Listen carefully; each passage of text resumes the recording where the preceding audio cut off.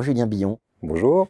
Julien Billon, auteur d'Il faut être audacieux, histoire et territoire d'entrepreneurs en situation de handicap, avec Claire Doussard. Un ouvrage sur les handipreneurs. Voilà le concept dont j'ignorais tout pour ma part. Alors, évidemment, la question simple, pourquoi écrire un ouvrage sur les handipreneurs ? Pourquoi ouvrir un ouvrage? C'est une très très bonne question. En fait, c'est une idée qu'on a eue avec ma co-autrice Claire Doussard. Nous, on était très très intéressés par l'entrepreneuriat. Et puis une autre thématique qu'on trouvait relativement forte et vraiment à traiter, c'était le handicap. Donc on a vraiment essayé de croiser un petit peu les deux. Et en commençant à croiser un petit peu les deux, on s'est aperçu que le sujet était relativement frais dans la littérature scientifique et dans la communauté scientifique.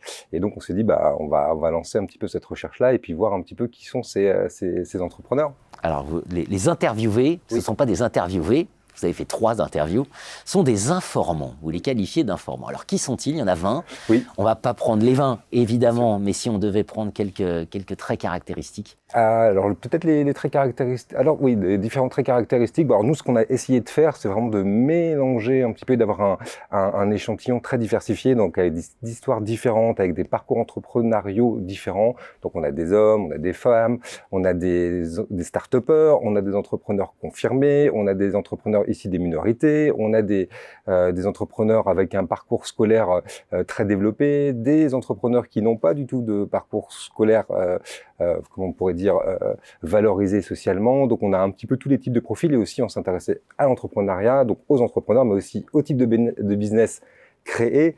Et dans ces cas-là, des business autour du handicap, éloignés du handicap, et puis un peu des business un peu mixés qui tendent à traiter à la fois du handicap, mais aussi à s'en éloigner. Un point récurrent dans leur parcours, oui. C'est finalement pas d'épanouissement possible dans le salariat, en tout cas une déception quant à l'activité salariée, qui justifie cet engagement, cette audace de devenir entrepreneur, en termes de secteur, voilà, vous l'avez évoqué, l'entrepreneuriat social, mais aussi voilà, ce qui permet de réussir quand on est un handipreneur.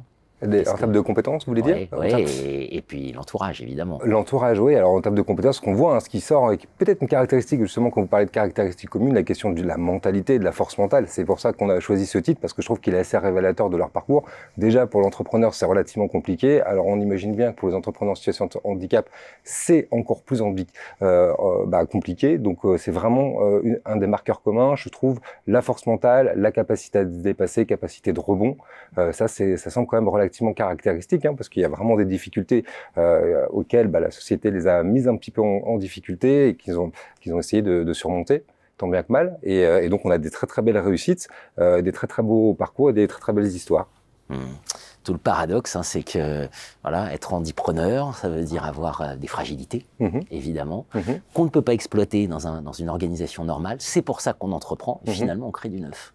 Exactement, c'est-à-dire qu'on a vu un petit peu, on a 2-3 parcours un peu caractéristiques. On a les personnes effectivement qui étaient en entreprise, dans le monde de l'entreprise et qui se sont pas épanouies parce qu'elles pensaient qu'elles se développaient pas en fonction de leur potentiel natalité. Elles ont vraiment ressenti le plafond de verre et ressorti relativement fréquemment dans les histoires. Et puis aussi, on a les personnes au-delà de l'entreprise classique qui ont cette envie d'entreprendre, qui ont l'esprit entrepreneurial, peu importe en fait qu'elles soient en situation de handicap ou pas. Il y a vraiment des esprits entrepreneurs, l'envie de créer, l'envie d'innover qui ressort. Et puis il y a aussi une autre caractéristique peut-être aussi dans les parcours, le chômage. Alors là, on est sur un chômage qui est un peu plus important dans le cas des personnes en situation de handicap.